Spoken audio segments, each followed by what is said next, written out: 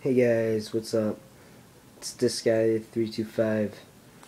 So this is my first video, and so I just wanted to do an intro on two of my trucks. So first we got this 1/16 scale Summit.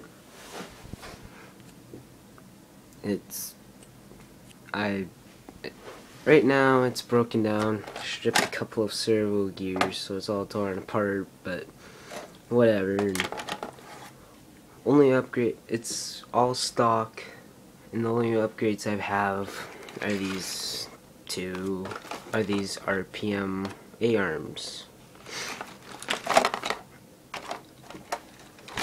Over here we have the Arrivo Mamba Monster. I just bought it off a guy this fall, and this thing is so powerful.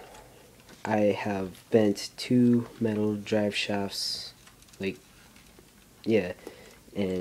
just bent them like a banana.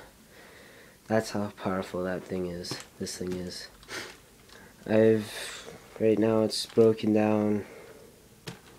Got no back stand, no pinion, but I also need to waterproof it, but